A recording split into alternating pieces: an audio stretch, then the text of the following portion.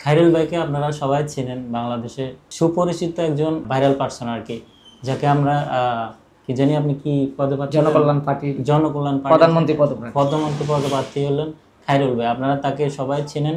আপনার বাড়ি কোথায় জানেন? আমার বাড়ি বাগাপুর পিছলাকান্দি, আব্দুল্লাহপুর কেরানীগঞ্জ দক্ষিণ। আচ্ছা, এই খায়রুল ভাইকে আপনারা চিনছেন ফেসবুক ইউটিউবের মাধ্যমে। আসলে বাস্তব জীবনে খায়রুল ভাই কেমন এটা কিন্তু কেউ জানেন না। সবাই কিন্তু তাকে ফেসবুক ইউটিউব সব জায়গায় দেখেন যে খায়রুল ভাই নাম শুনছেন, কিন্তু খায়রুল ভাইয়ের বাড়ি কোথায়, ব্যক্তিগতভাবে খায়রুল ভাই মানুষটা কেমন আপনারা জানেন না। তা আমি খায়রুল ভাইয়ের কাছে জানতে চাই যে খায়রুল ভাই আপনি এখন কি করতেছেন?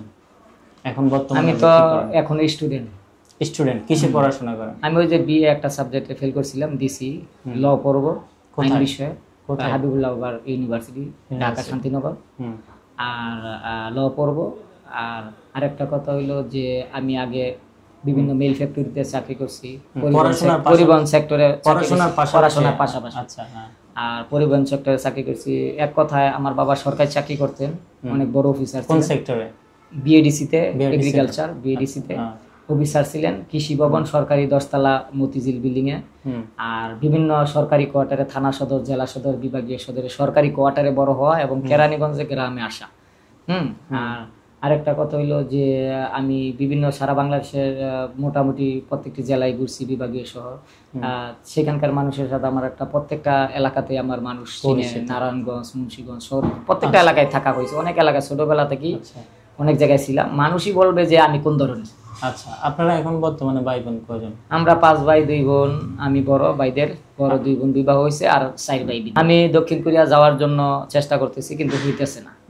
ভাই বোনের মাঝে আপনি কত? আমি বড়, ভাইদের বড়, আর বড় বোন 2 জন। আপনার বাবা আছে? বাবা আছে, সরকারি চাকরিরত অবসর, বাসায় আছে। অবসর মা বাবা আছে। আচ্ছা, তো আপনাদের সংসারটা কিভাবে চলে? সংসারে যে বাইরে বিদেশ চাইবে। আপনার বাইরে থাকে? কোন দেশে থাকে? দক্ষিণ কোরিয়া 3 জন, একজন ইতালি ছিল, পর্তুগাল গেছে। এখন আপনি সামনের দিকে কি? আমি রাজনীতিবিদ। আমি আগে থেকে রাজনীতি নিয়ে পড়ে, আমার পেশাই রাজনীতি। ব্যবসা বাণিজ্য বা বিদেশ? না, আমি ব্যবসা বাণিজ্য করব।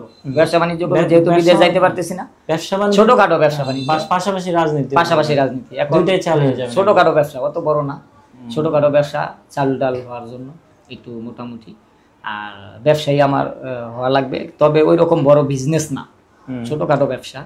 আর আরেকটা কথা হলো, এটা চলার জন্য পাশাপাশি যদি আমি রাজনীতিতে তেমন কোনো সরকারি অনুদান দেখা গেছে যে 20,000 30,000 টাকা, যেটা আমি ব্যবসা আরো বেশি পাইতাম, যদি একটু স্যাক্রিফাইস দেওয়া লাগে, আমার 20,000 টাকা দিল সরকারি ভাবে, সরকার দিত, যেই সরকারি থাক বিরোধী দলকে দেয়, যদি দিল সেটা দিয়ে আমি যদি চাল ডালের পয়সা হয়, জনগণ যদি আমাকে মনে করে যে আমি যোগ্য 20-30,000 টাকা পাওয়ার মতো, তাহলে হালাল ইনকাম হইলে আমি নিব।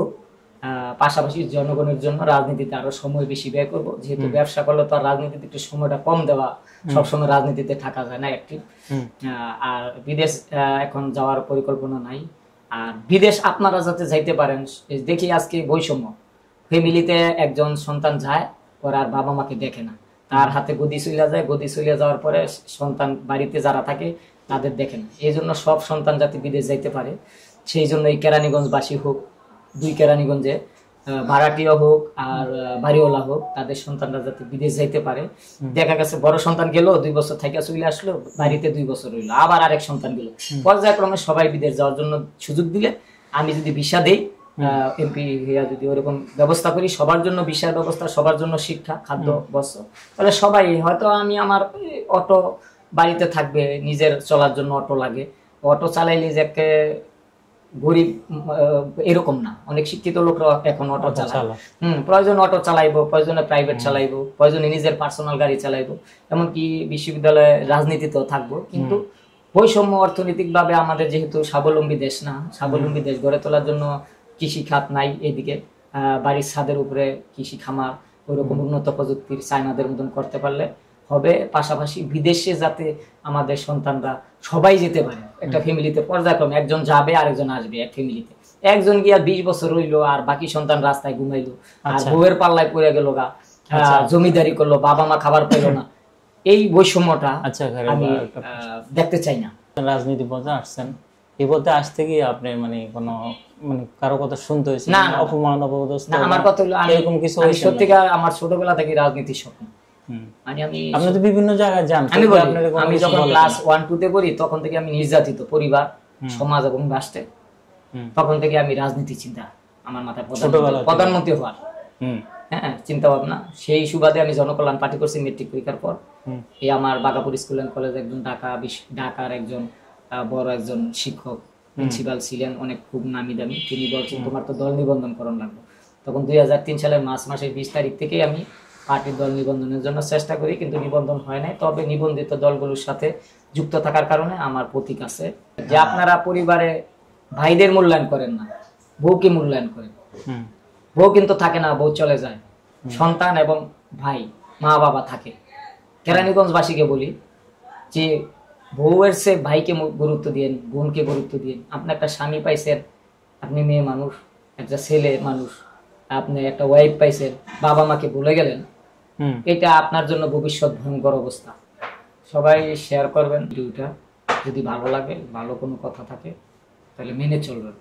আর আমার খারাপ কিছু ভুল হইলে আপনারা আমাকে ক্ষমা করে দিবেন, বুঝাইবেন। কেরানীগঞ্জবাসীকে বলি এবং দেশবাসীকে বলি, ঈদ মোবারক। ঈদ মোবারক।